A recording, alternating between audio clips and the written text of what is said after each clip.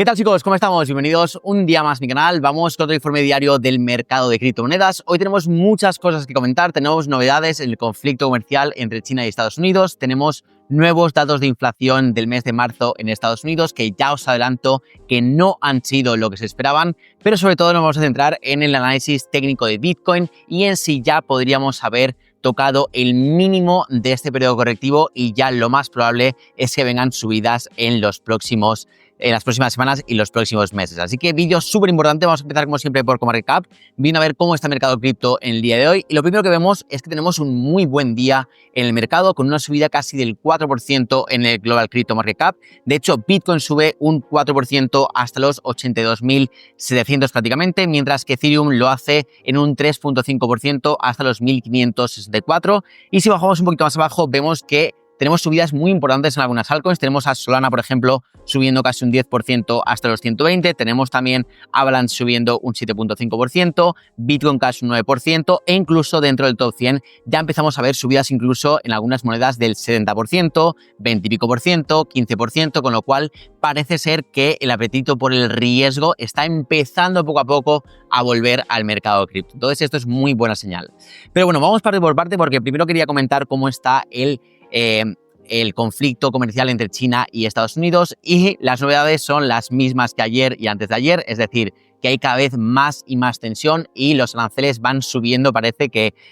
diariamente. Lo último que sabemos es que ayer por la noche Estados Unidos pues anunciaba un incremento desde el 125% hasta el 145% sobre las importaciones procedentes de China, y hoy China responde con un aumento desde el 84% hasta el 125%. Es decir, ahora mismo Estados Unidos tiene un arancel del 145% y China tiene un arancel del 125%. Veremos a ver cómo se resuelve, si llegan a una especie de tregua para negociar durante los próximos meses. Veremos a ver si de repente pues sigue escalando y vemos incluso más aranceles y niveles más altos. Todo puede pasar, veremos a ver cómo se desenvuelve todo ese conflicto y sobre todo cómo reaccionan los mercados. Pero bueno, siguiente cosa. Ayer tuvimos también datos de inflación en Estados Unidos, que como veis aquí, el CPI del mes de marzo fue del 2.4% frente al 2.5%. Recordemos que el mes anterior, en febrero, se esperaba un 2.7% y finalmente fue un 2.8%, es decir, fue más de lo esperado. Y en este se esperaba un 2.5%, que es pues 0.3% menos que en el mes anterior, e incluso la inflación ha bajado más. Es decir, que esto es muy positivo porque cuanto más cerca estemos del 2%, que es el objetivo de la Fed, más margen de bajar los tipos de interés va a tener la Reserva Federal en las próximas reuniones. Hay que decir que de momento hay todavía un 75% de probabilidades de que en la próxima reunión, el 7 de mayo, no se bajen los tipos, que se mantengan entre el 4,25 y el 4.5%. Hay un 25% de probabilidades de que sí que los bajen, pero yo considero que no va a ser en mayo, y sí que considero que ya en la reunión del 18 de junio, que sería la siguiente, ahí sí que ya vamos a ver la primera bajada de tipos. Hay ahora mismo un 65% de probabilidades de que se bajen en 25 puntos básicos, un 20% todavía de que no se bajen en junio e incluso un 15% de que haya una doble bajada, es decir, que estemos en el rango entre 3.75 y 4%, aunque yo personalmente, escuchando lo que viene diciendo Jerome Powell y leyendo las minutas de la Fed de la última reunión que hablamos ayer, yo creo que este escenario está prácticamente descartado y lo máximo a lo que aspiramos es a una bajada de aquí a junio de 25 puntos básicos. Ya está. Entonces, bueno, vamos a ver cómo está el mercado, porque sí que quería comentar primero el S&P 500 muy rápidamente, porque ayer tuvimos, pues obviamente, un día de ligeras correcciones, como es normal. Veníamos subiendo, pues, muy fuerte el miércoles, que ya comentamos que fue la mayor subida intradiaria de toda la historia del S&P 500, subiendo, pues, como veis aquí, en prácticamente un día desde los 4.900 hasta incluso llegar a cerrar en los 5.500, una subida del 10%, es una auténtica barbaridad. Ayer vimos pequeñas correcciones como era de esperar, pero hoy vemos otra vez subidas en el índice más importante de Estados Unidos. Y bueno, ahora lo importante en las próximas sesiones, sobre todo de cada semana que viene, es que perfectamente podemos caer correctivamente, podemos lateralizar, podemos seguir aquí, pero lo importante es que no perdamos este nivel de los 5.100, porque todo lo que sea lateralizar por aquí, lo que va a significar es que estamos formando un nuevo mínimo creciente sobre el mínimo anterior, que serían estos 4.800 que marcamos aquí el lunes pasado, con todo el lunes negro que llevamos comentando esta semana. Entonces, todo lo que sea lateralizar por encima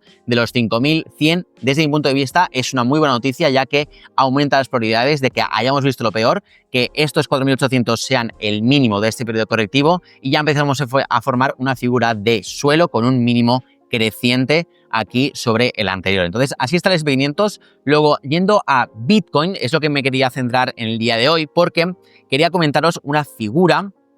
que es una figura de acumulación según el método Wyckoff. Para quien no lo sepa, tampoco me quiero poner muy técnico aquí para explicar el método Wyckoff al completo. Si queréis, si es algo que os interesa, dejadme en los comentarios y puedo hacer un vídeo específico de eso. Pero básicamente el método Wyckoff se centra en estudiar los diferentes movimientos del mercado desde un punto de vista de fases de distribución y de acumulación, es decir, de cambios de tendencia de alcista a bajista, que es lo que sería una distribución, y de cambios de tendencia de bajista a alcista, que sería una acumulación. Entonces, para que veáis cómo funcionan,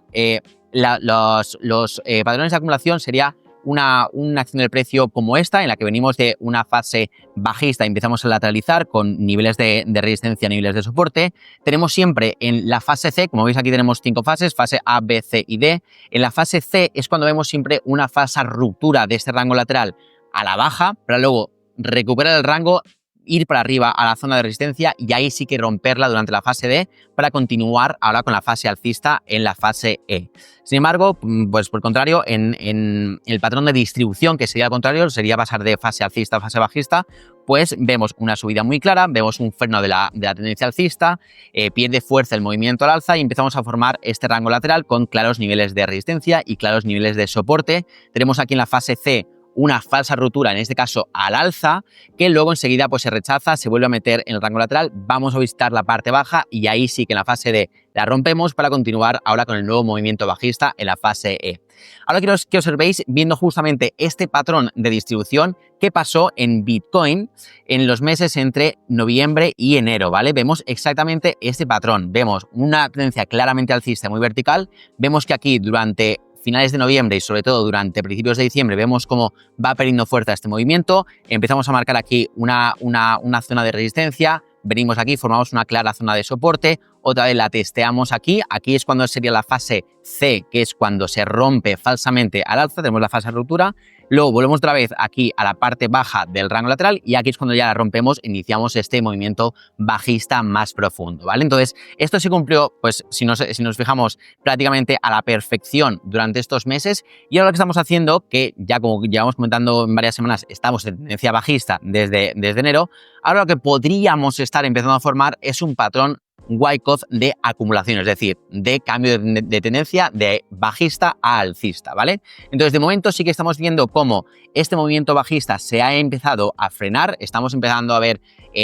debilidad, un poco más de debilidad en el movimiento bajista. De hecho, si trazamos aquí unas líneas, podemos ver cómo se está desarrollando una divergencia alcista aquí en el RSI, donde el precio forma mínimos decrecientes, mientras el RSI forma mínimos crecientes, eso de primeras.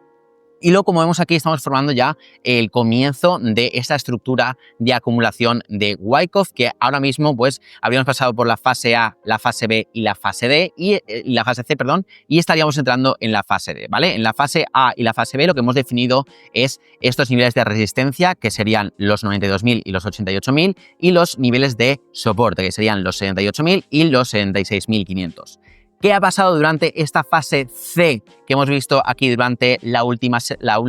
2 semanas más o menos? Pues lo que hemos visto es que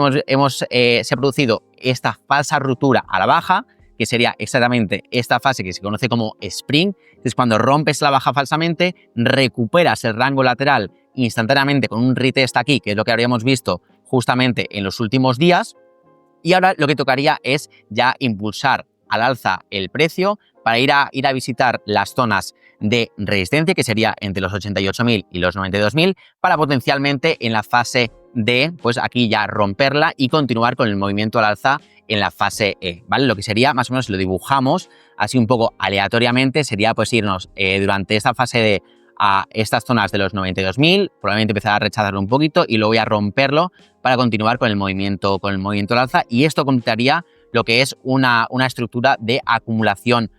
Wyckoff, que lo que significa o que lo que representa es un cambio de tendencia de bajista a alcista, ¿vale? Entonces, obviamente todavía no tenemos confirmación de que esto vaya a ser así, simplemente se está empezando a desarrollar este tipo de estructura que suele funcionar bastante bien en Bitcoin y a la que Bitcoin suele responder bastante bien y bastante a menudo. No es la primera vez que lo vemos en Bitcoin, de hecho lo vimos hace unos meses con una distribución muy clara y lo hemos visto en muchas ocasiones anteriormente en tanto acumulaciones como distribuciones. Entonces, para mí, lo que se necesita para confirmar que esto tiene sentido es la ruptura, sobre todo, de este nivel de los 83.500, porque eso ya, pues, también